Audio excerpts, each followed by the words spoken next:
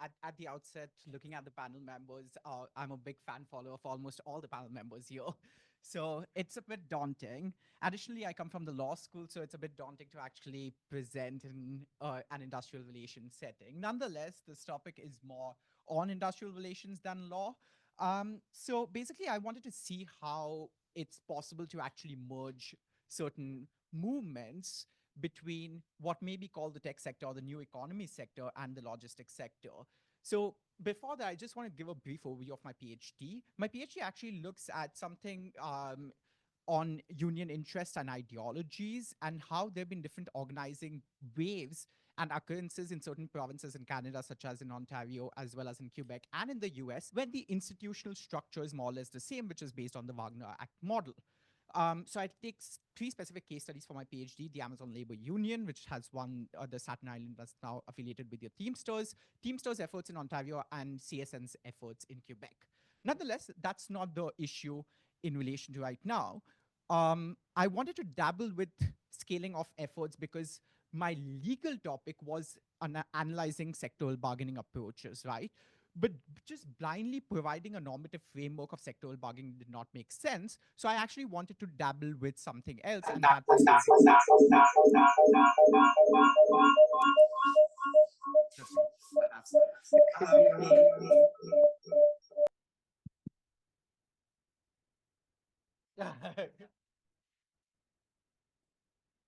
yeah, I'm being algorithmic managed. Oh, yeah, so this is something that I wanted to move beyond labor law and actually see if a solidarity could be maintained between the new economy and the logistics sector. And this is a question that has been dabbled with certain research scholars quite recently, including Professor Hannah Johnston as well. Um, yeah. Okay, so we've all heard, there's been much literature about how Amazon uses algorithmic management techniques to surveil and monitor workers. Delfanti spoken about this. Meti Tapia, Professor Lee have spoken about this as well. Professor Johnston has written about this in relation to how coercive forms of techno-economic despotism are being used by Amazon. Mustafa Henaway has written about it from a Canadian perspective as well. More insidiously, Amazon uses certain geospatial technologies to actually curb union organizing techniques through heat maps, etc. Now, Amazon functions in a very interesting way. And the last point, which is the fourth point, is quite interesting because it does not have a hub and spoke model as such. So basically, you can target a facilitation center or warehouse and then disrupt it through structural organizing. But that is not exactly how Amazon functions, right? So it functions in a very illogistical supply chain way. So basically, it's very difficult to disrupt the supply chain of Amazon. So even if one of the facilitation centers or warehouses are targeted, nonetheless, the supply chain still moves on. And this is quite unique to Amazon in some sense. So basically, there have been multiple efforts by multiple unions to actually carry out efforts against Amazon, right? Especially warehouse workers. But I point out three. The first one was way back maybe a decade and a half ago, which was by the UFCW in US, along with Pruitt Organizing. That did not lead to fruition. There were all labor movements that had actually carried out Amazon warehouse workers organizing as well, um, which was visible to Awood Center as well as Warehouse Workers Center. Perhaps the first big loss was with respect to RWDSU in Bessemer, Alabama, which has been heavily reported. And the major win, often counted as what New York Times reported as the win David versus Goliath campaign that was led by Chris Smalls, was the Amazon Labor Union, which has now been affiliated with the Teamsters. Now, Professor Eric Blanc at Rutgers has written an interesting book, which is forthcoming in 2025, called Worker to Worker Unionism, right? And he talks about this, and he says that there is an interesting thing that happened during COVID, which was different from perhaps shop floor organizing, right? So workers started to have a decisive stay in their strategy. Workers began organizing, taking guidance from the unions like SEIU, and they themselves adopted and created solidarity with other worker movements. So for instance, Amazon Labor Union was marching together with Starbucks Workers United, right? And you also had develop, developments such as organizing techniques being provided by labor notes, secrets of successful organizer, etc. And he says that that was quite unique to the COVID paradigm. And this has had some impacts, which is rise of bottom-up unionism during COVID, spontaneous actions using digital tools, increase in union curiosity, and rise of rank and file. So what was witnessable during COVID was a rise of structural power resource, both at the workplace as well as the marketplace.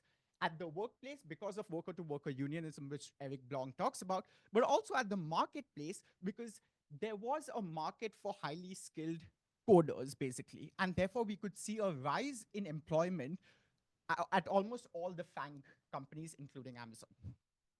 So notable examples of worker-to-worker unionism that Eric Blanc talks, the union, Trader Joe's, Starbucks Workers United, so on and so forth. However, what happened post-COVID is that after Amazon realized and had certain technical and spatial fixes, it thwarted workers' movements. So whatever was done through Amazon Labor Union at its Staten Island plant, they had successive losses thereafter, which was 5 successive losses, resulting in almost their inevitable sort of affiliation with Teamsters because they had funding and leadership issues, right? So in logistics, they had successive losses, sort of affiliation with Teamsters because they had funding and leadership issues, right? So in logistics, they had successive losses. And in the tech sector, as we all know, not just Amazon, but other FANG companies as well, there have been massive layoffs. But the largest number of layoffs have not happened at Facebook or Alphabet. It has actually happened at Amazon Web Services, right? So after COVID, we see a reduction of workplace bargaining power as well as marketplace bargaining power, thereby a reduction of structural bargaining power, which has been written about by Beverly Silver.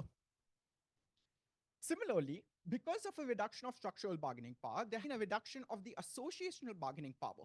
So while this is a recent Gallup poll in 2024 that was carried out, so while there's been an increase in union curiosity amongst workers, and also an increase in unionization efforts, there's still a visible decline of union density, right? Additionally, institutional power resources has been long not been able to be used by the workers, right? So we have an anti-worker Supreme Court still with decisions like Yanis versus AFS SMC, as well as Epic Systems versus Lewis. And while we had a pro-worker NLRB, it did not lead to that much fruition because it was busy overruling the Trump-held NLRB decisions, right? And now if Trump is selected, that's going to happen again. So it's kind of like an oscillation between progressive NLRB vis-a-vis conservative NLRB, right? And we still have enterprise level in Anglophone Canada as well as in the US, which makes it difficult to have that sort of institutional bargaining structure. So why is there a need to have that sort of scale up the efforts? And this is a question that Stephen Vallas and Hannah Johnston inquire, that is it possible to actually nurture solidarity between, let's say, technology workers, a new economy, and can those efforts actually flow to the logistics workers? I argue that yes, it's possible, right? In their paper in 2021, Anna Fisher Daly and Maffey in ILR,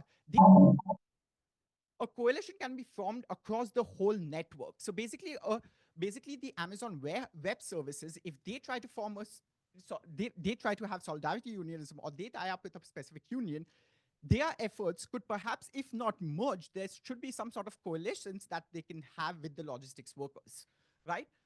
What benefits could this have? So the laid-off Amazon workers could provide ways in which warehouse workers could perhaps manage and handle how technology could be used or can challenge algorithmic management in some sense, right? Because the Amazon Web Services workers actually know how these technologies function.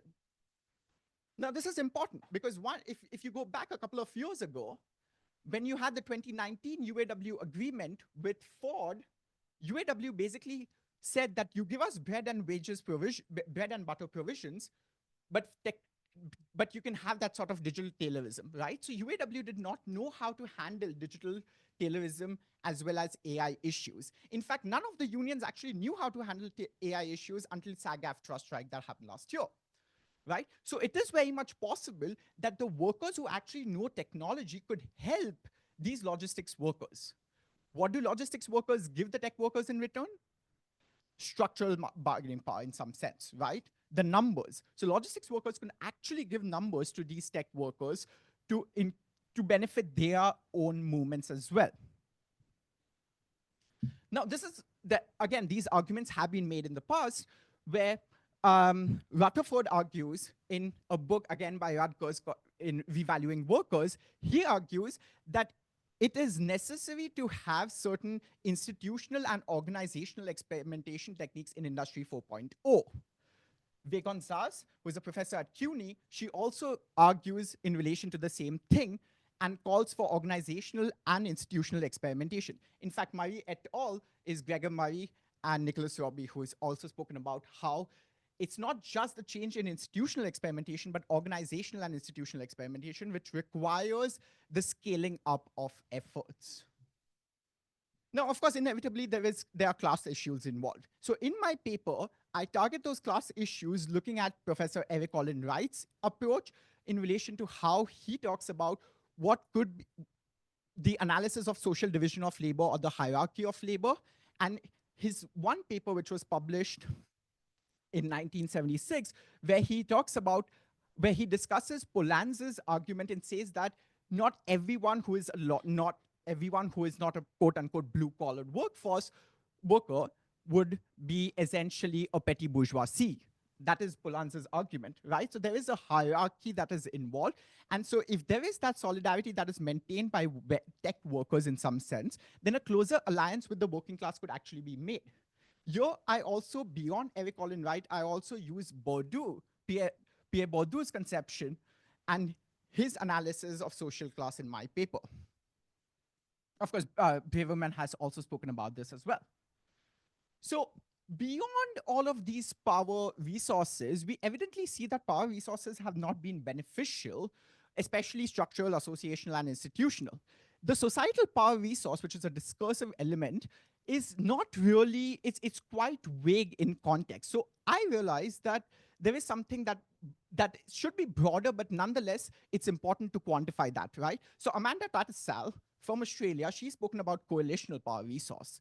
And while coalitional power resource is spoken about in the context of union coalitions between working class and not necessarily the tech sector, that can be directly applied to this one. But nonetheless, we could see that sort of solidarity being maintained in certain ethical issues, right? And I point out two specific ethical issues. So Amazon warehouse workers, Amazon Labor Union and Amazon Web Services, as well as as well as workers from the Alphabet Workers United, came together for the No Tech for Apartheid campaign, right? That was against the Project Nimbus. I still have time, right? Oh, perfect. That was against the Project Nimbus, which was basically Amazon and Google supplying technology to Israel to commit genocide in Palestine, right?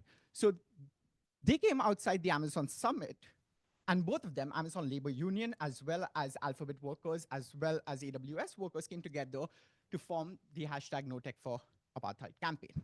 The other example that has been given by Vegon Zars is the Amazon Employees for Climate Justice, right? Again, this is a coalition that has been formed with Amazon Labor Union as well as Amazon Web Services employees. Now, that solidarity is not necessarily maintained in relation to workplace, but what it has been maintained is in relation to ethical issues. And quite recently, Muhammad Uddin talks about ethical power resource. And he says that flows across all the other power resources, right? So if you have an ethical element, now, of course, it's a very ambiguous concept, but if the workers themselves feel that there is a good oblique bad issue involved, and in the good issue, which is the ethical issue, we can come together, as was the case in No Tech for Apartheid campaign. Perhaps that could be used to actually increase the other power resources, right? Such as Tattersall's coalition power resource. So this is something that I analyze in my paper. Of course, this is a very US-centric based paper and therefore it does not take varieties of capitalism into account. Nonetheless, this is something that could be taken into consideration, as well as there are other questions in relation to my PhD, which I shall deal with separately. But this is something that I wanted to present for QIMT. So thank you.